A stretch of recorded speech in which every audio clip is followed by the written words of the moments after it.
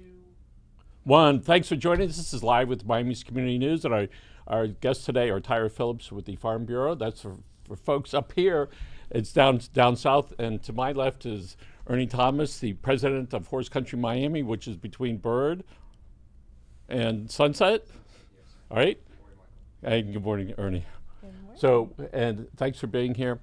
Thank The you for county commission is going to be looking at some legislation that the Durham is proposing to them. So why don't you tell us how that affects people that have agricultural property, which includes just about everybody in horse country. Sure. Including my property in horse country. Sure. So this is actually a document that about 6 weeks ago we became familiar with.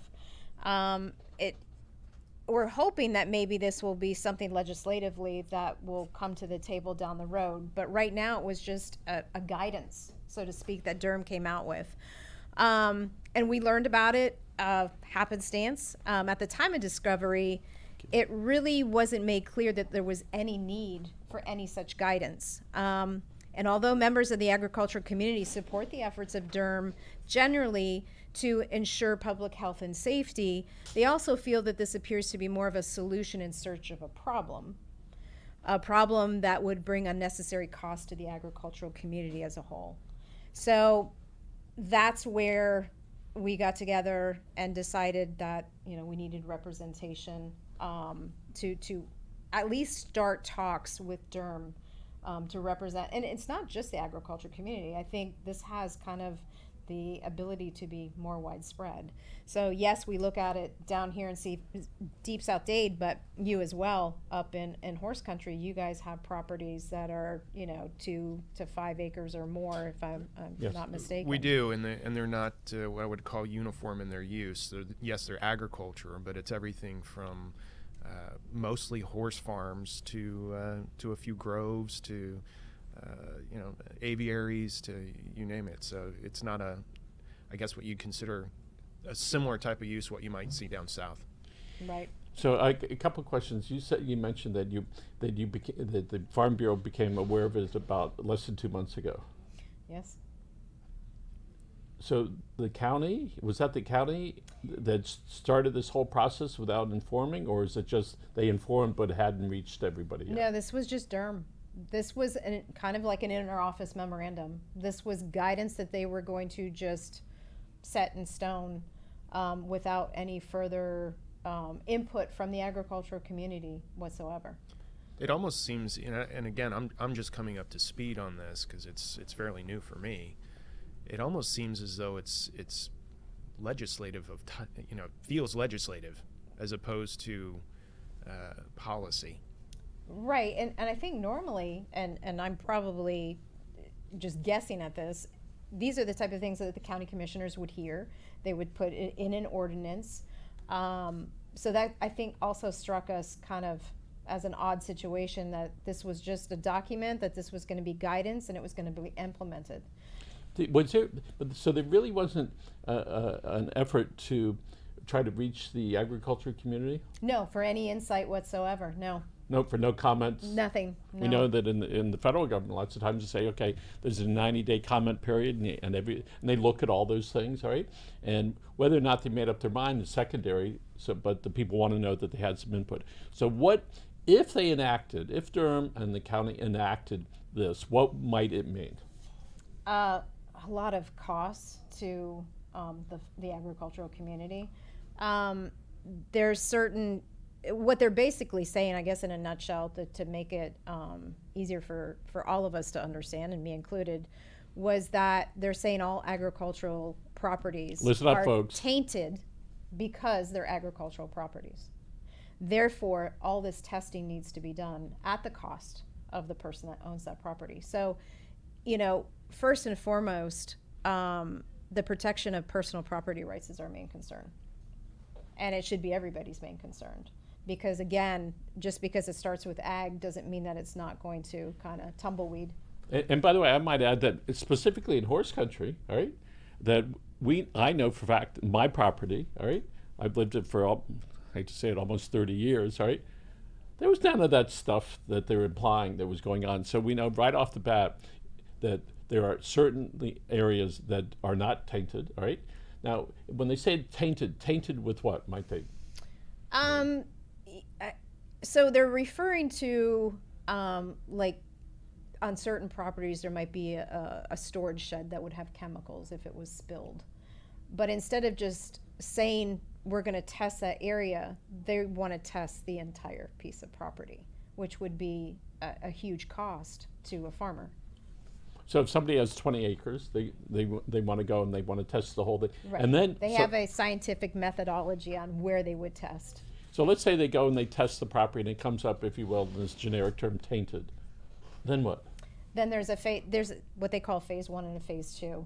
So it would automatically go to the phase 2, where then more testing would, be required of the property owner. Is there something that's missing in the current process? For example, like when I bought my property in horse country, it was an abandoned nursery, a storage lot, if you will, for plants.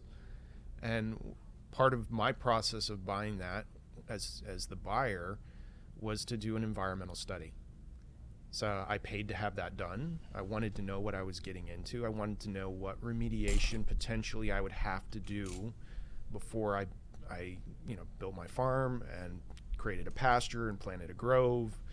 I wanted to know that, and to me that was a fairly logical process that was driven by private industry or the private people, someone selling a lot, someone buying a lot, engaging experts to be able to do analyses, to provide information. Is Durham essentially trying to step in the middle of that private process? Well, I think there's always been something in the books as far as those type of procedures. They've always been there, and Charles LaPrade has been a very great, wealth of knowledge for us about that. So he's with the county. Yes, he's the county agricultural manager. So it's always been on the books. It just happens to be that this guidance that they sent us, which is about 5 pages long, is really overreaching and to us overthinking, what they're trying to add to that equation. Okay. So if it was a gas station, I know that, and actually when you buy any property, you can say I want phase 1. If there's some evidence, you say I can do phase 2. So let's say somebody's got his property and they go and they say, all right, listen, it's tainted with whatever insecticides and whatever. So is the property owner going to have to fix it? Is that what they're saying? That's what the guidance is referring to, yes. Anybody know what it costs to fix 10 acres? I'm sure it's pretty hefty. I mean, in gas stations, I think they have to go in, take out the ground, right? Dispose of it properly. Right, exactly. And so the net effect would that to be to the average farmer down there who's just trying to make a living, all right? Yeah. And think of all the other things. I mean, look at the rain. Just in the last couple of weeks, the amount of rain, and our planting season just begun. So, this is just one issue of many that our farmers have to deal with. And this is an unnecessary issue. In the middle of trying to keep food on the shelves. Exactly. During a pandemic. Exactly. So, so that would be a mandated order that they're going to go in and test the property. That's what the document, the guidance is set to do, yes. That's pretty heavy-handed, isn't it? It is for an entity of the county without not having an ordinance or legislatively put something in place. Yes, that's exactly what our thought was. And what is a position of a property owner, whether it's 5 acres like yourself or a little guy like me with a little piece or the guy with 50 acres? Yeah. What is it they can do so they can be part of this conversation? So, the comment period for this ends on Monday. On our website, on dadecountyfarmbureau.org, we have a latest news tab. On that tab, they can download the letter that they can send, and we have the email address that they can send it to, directly to the individual that created this document. And and it's just a basic document, and they need to put their personal take on it. I think everybody needs to let them know how this is going to affect them personally. The way it was written very well, but I think adding that personalization, and then where you're in horse country, so we know it's not just centralized down to the South Dade area. Sure. There's other areas that this is going to be impacting. And that will be extremely helpful for them to know that, we're not in agreement with So this. somebody get more information, DadeCountyFarmBureau.org. This sort of reminds me of the county saying we want to get rid of septic tanks. Right? There are about 100,000 septic tanks, including in areas that I know well. The county's going to, at some point, has to provide sewage pipes, but the property owner is then going to have to hook up to their thousands and thousands and thousands of dollars. So this is can be pretty significant for a guy with 5 acres of avocados or 10 acres of mangoes or whatever. The people with huge properties, all right, it's big dollars. Correct. And so is this the issue of that for years people have been putting insecticides and fertilizer on the property?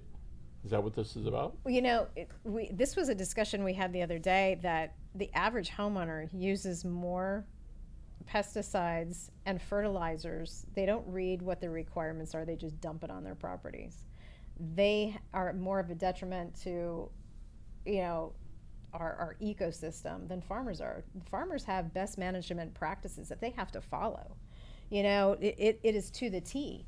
It's, you can only add this much, fertilizer. And so if you look at that as the reality where, it's really our residential that's creating more of the problems than it is farming, but farming's getting blamed for it, I think that's where the eye-opener needs to be. So just some people are saying hello. We have Sylvia Maestra, George Gonzalez, hey George, Anna, Santiago, Levy Meyer, and my wife Susan is watching.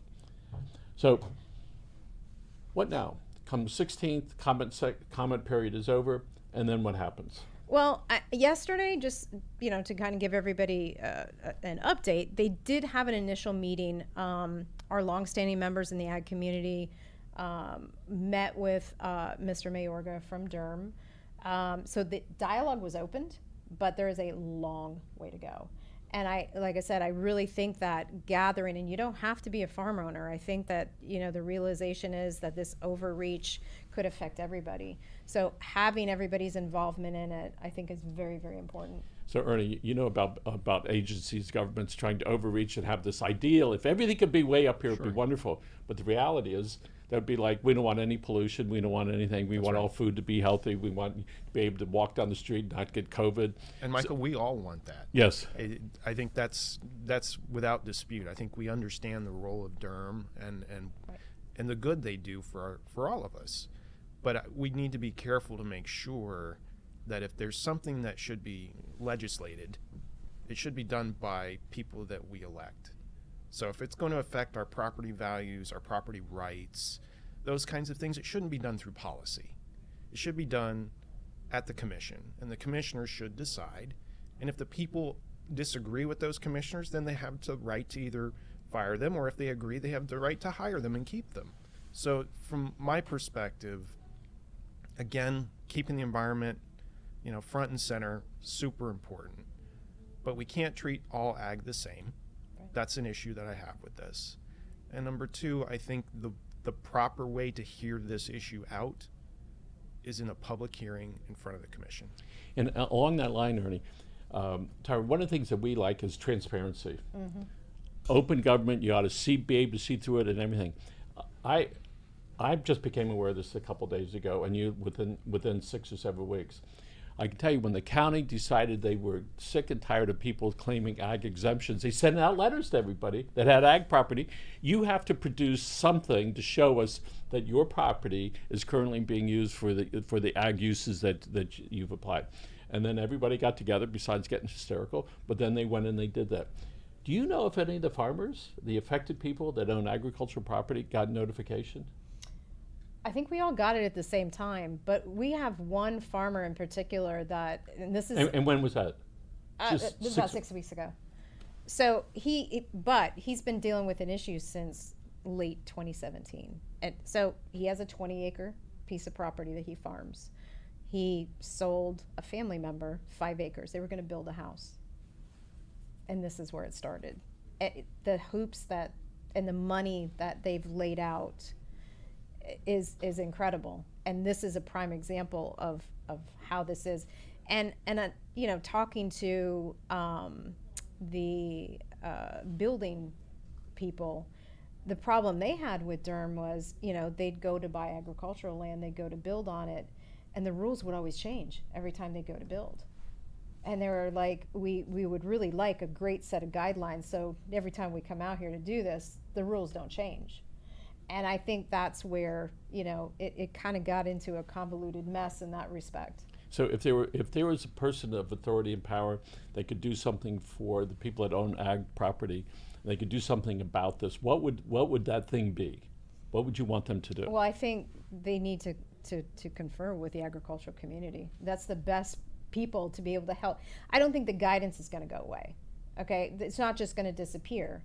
And there probably should be some guidance on the books, but go to your agricultural community and ask for their input on this.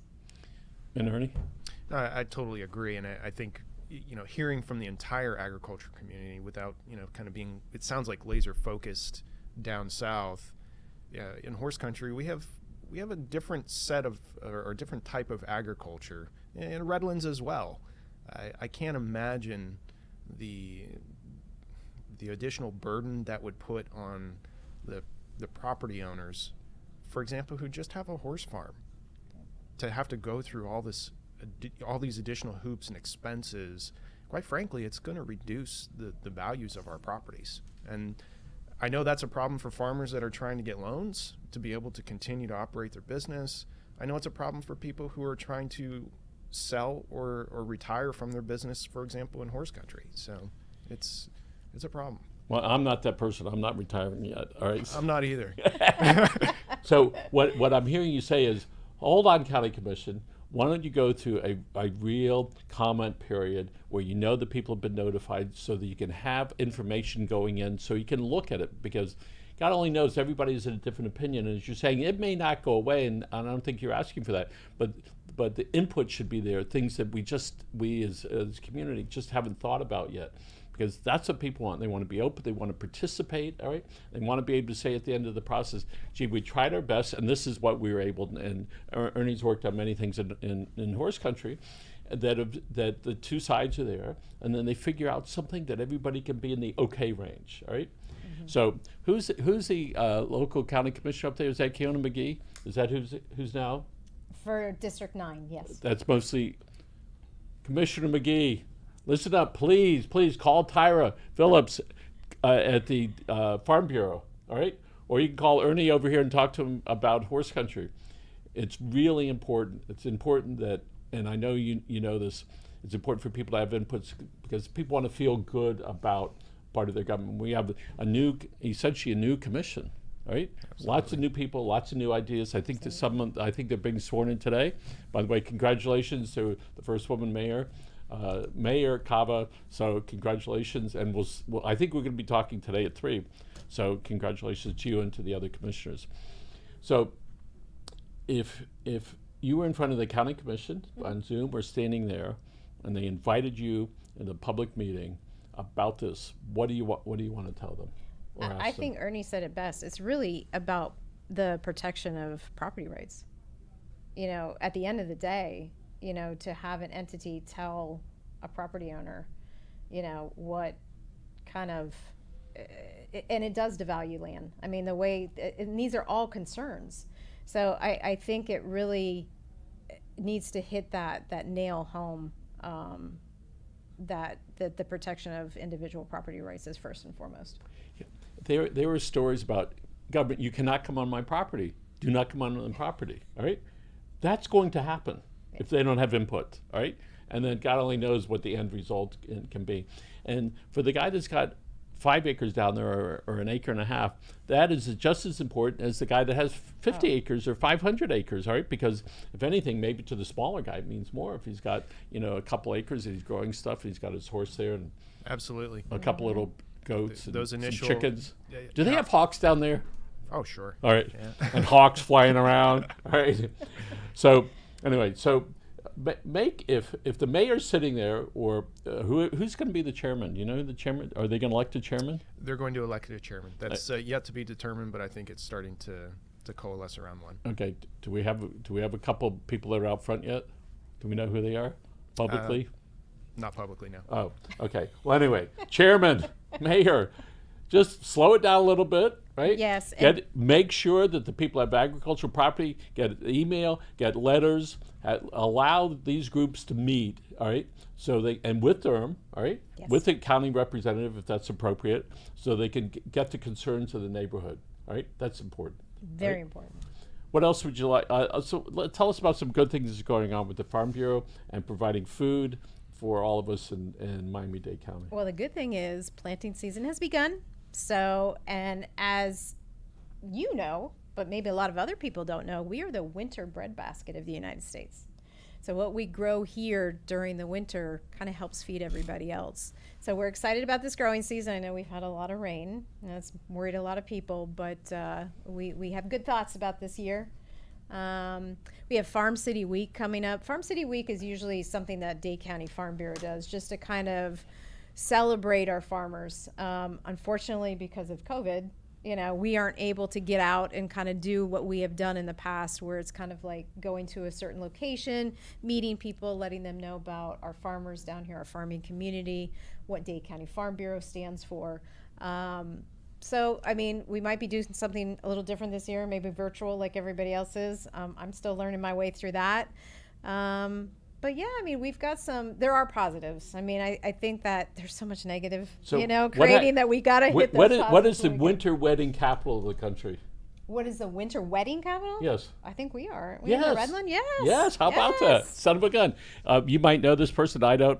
But first, Harriet Gottbald is watching. Heather Moling. Yes, from Robert is here. Oh, there we go. Hey, Robert is here. Yes. Here's what Good morning, Heather. Oh, there she is right there. If the land is safe to grow the food that feeds the world, it should be safe for other activities. Stop the overreach. Do not devalue properties by putting a clout over agricultural land. Thank you for your comments and thank you for being there. All right. And they came up a couple weeks ago. Next time you come up, just leave the fruit and vegetables up here. It'd be great. We have people that were waiting, and Tommy who produces And the strawberry banana shake would be fine. and a little free little what do you call it? Thermos. Anyway, we want strawberry banana. strawberry Sorry. banana. That's my favorite every time I Bring go. it up. All right. All right. And mango, there you go. Elias Espinosa says hi. So, what percent ornamental plants are grown down south? Yes. Is people, big stores, the big box stores, where do they get most of their stuff from? Oh, from the Redland. From down. Oh, from we down have many nurseries. Home Depot. Yes. What's another one? Lowe's. Mm-hmm. Right. Absolutely. And the local nurseries that I see some of them grow, but I'll bet they buy a lot of their stuff and then they grow it. Absolutely. Even up in horse country, a lot of our locations, while they do have wholesale, a lot of them are retail, and they bring their supply in from down south. And I was at a wedding a year or so ago. I want to think it was 186th Street. It was in a beautiful nursery and a big boardwalk. You walk in, and it was nice with the plants everywhere. It was terrific. And Schnebley, what's his first name? Peter. Peter Schnebley was here. Congratulations. First of all, for your idea. Second, for the county commission for approving that, I don't know, 10 or 15 years ago. Yes. And when I went down there not too long ago, that was when they had the wine tasting. So you could go and you could try a little bit of wine. I don't drink, but it was a little thing. By the fourth one, I ordered a case of wine, and I don't drink. I go home. My wife said, "What did you do?" I don't know. You got to give it away to somebody. So very good, all right?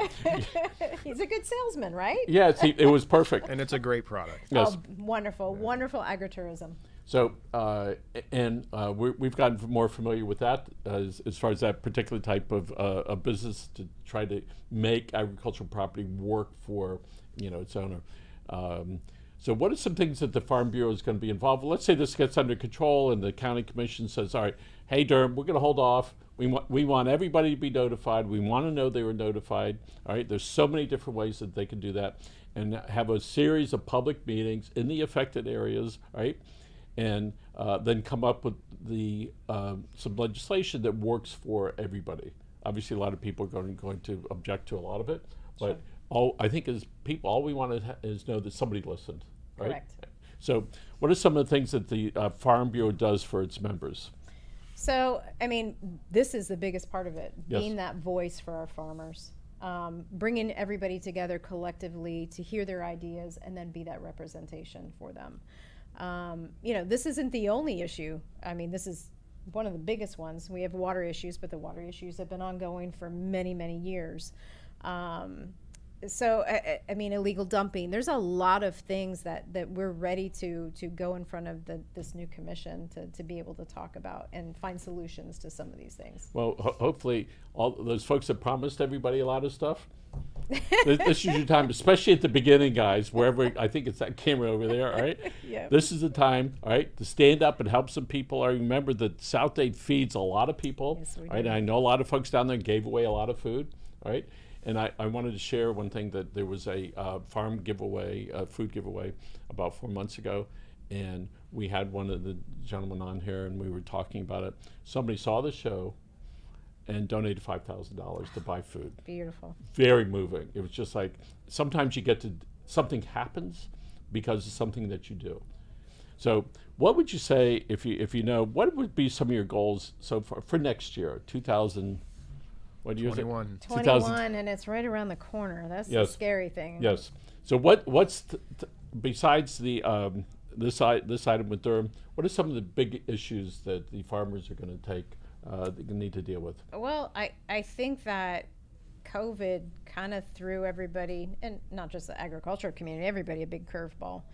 And I come from a former job that you try and be a little bit more proactive than reactive. And of course, you couldn't be proactive for COVID. You didn't see this coming. None of us did. But to kind of help guide our farmers, they're so resilient. But kind of help them with different avenues to be able to get their product procured, because we don't know, or come January, February, are those supply chains going to be disrupted again? Are we going to look at exactly what we did last March? And that farm to inmate program that we were able to implement, and some of the webinars that we're talking to Dade County School Board now to get our guys up on that procurement website so they can possibly get their things through there. These are all important steps to be able to help our agricultural community. And when you say the word farmers, Ernie has another perspective on it. A lot of people think when you say farms, they're not sure what that means. In their head, they have it. Right. But what are some other type of farmers there are besides whatever people think is the apparent one? Oh, we have everything from cattle farming in Florida, and including in Dade County. There's aviaries where these beautiful birds are bred and wind up in your Petco stores or your pet supermarkets. You also have places like our equestrian farms and horse country, and it's not just a place for someone to keep a horse. It's a place where you have equine therapy, where veterans come and persons with disabilities go to get therapy. There's fish farms. There's aquaculture. There's all kinds of things. And by the way, the cattle show, which was the brainchild of some folks from horse country and our beloved County Commissioner Soto. All that was generated locally. Right. And we have several quarantine stations in horse country for Yes, animals. absolutely. USDA quarantine stations. Yeah. And across the street from our house, there's been a horse farm for a while, but now they've opened up. If you need a safe place for your, I want to say pregnant, they don't call it that, your pregnant horse to give birth, you take the horse over there, and then you can leave it over there. They're going to take care of it. And then a week or two or whatever it is later, then you can come pick it up. Because they've learned to do that before. I'm not quite sure what it was before. I just see horses, but now this is another type of, I guess you could call it farming. Nothing thrills me more to see a horse trailer pull in with the horses, and it's like, that's why we moved here, to be part of that. We have the largest horse rescue in probably the southeast United States here, in the South Florida SPCA. I'm glad you brought that up, because a lot of people leave their dogs out on the street. Yeah. So, Especially in horse country. yes. But they also leave horses. I have one that was that, so I've adopted one. We talked about that before. Yes. Yeah, and you showed us Tommy showed us a. Oh, that's the one that came from up north. Yes, my big Percheron mare. Yes. All right. But my very first one, the SPCA. So if somebody wants to not have a pet dog anymore, they should call you. All right, DadeCountyFarmBureau.org. Tyra Phillips, she's going to handle that whole thing for you. I don't think so, but I can guide them in the right direction. So could you tell us some other folks, Tyra, who's on your board and of the Dade County Farm Bureau. We have a very diverse board, which is great. So they represent a lot of different entities. So we have the nurserymen, we have row crop, tree crop, we have people in the business world that were former bankers. So that group is a great group to be able to pull ideas from, and expertise. I mean, some of these people have been on this board for many, many years, and they have long-standing roots in the community. Oh, by the way, Barbara Pond says hello. Ah, Hey, Barbie. And then Luza, oh, then we have somebody over there. Okay, Zanawea, I think. All right, so hello and thanks for tuning in. So, Ernie, tell us what's going on in horse country. Only good things, Michael. All right. Only good things. We're doing fine. It's we have challenges like this that crop up every now and then. Fortunately, we're not dealing with any development issues right now in the area, so that helps us to not have zoning fights to deal with. We can focus on things like this that affect, I think, everybody beyond our borders, which is a nice change for us. Wait, one of the things that horse country is known for is try to protect the 400 properties that are out there. It's only, as Ernie has told me many times, it's only 1,600 people. But what everybody in horse country recognizes, you have to speak up. Because if you don't speak up, people down in Homestead, in Redlands, and through the county, people in horse country, people are going to impose their will without you having input. All right? Correct. So we're going to wrap up in 2 minutes. So I'd like you to address two things. Number one, the people in Homestead, people that have agricultural property, people that are concerned about ag property, right? Because there are a lot of people that don't own it but are active participant. And if the county commissioner, who's going to maybe bring this forth, was sitting here, we'll start with that. What do you want him to do? Wait, hey, Tommy, which camera is it? Right there. Talk to that camera right there. And Commissioner, you're talking to the commissioner. Absolutely. Commissioner, I would probably on the behalf of all of Dade County Farm Bureau and our farmers, because they've asked me to represent, it's very important that our personal property rights are protected. And that you hear the concerns of these longstanding agricultural farmers, and that you take this very important information and be our representation to the mayor and to the rest of the commission. Great. And now talk to the people that are concerned about ag property. Sure. I think for all of us, no matter if you own agricultural property or not, you need to pay attention to this issue.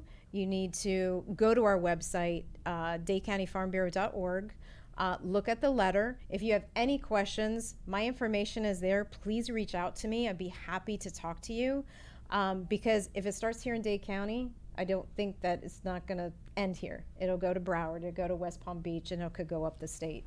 Okay. And Ernie?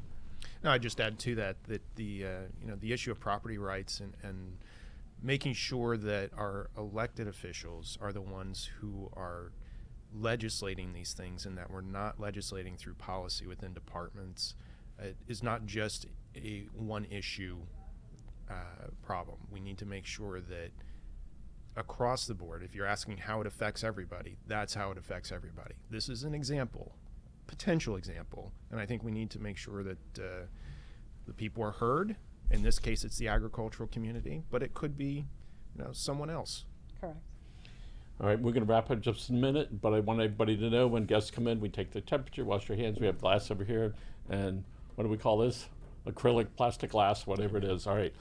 So I think it's important that Dade County can lead the way rather than being followers. I can tell you I've been around exotic birds for a long time, and there have been other counties in the state that have set the stage concerning agricultural exemptions on birds.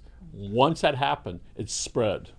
So if you don't want this to spread all the way through and up to Broward and up the coast, this is the time for you to get involved. And you big property owners, I know one that has 800 acres. Man, you got to be on top of this. You got to put up your people, you got to put up your money, and start a campaign and get these commissions. Just tell them to slow down. Anything else before we wrap up?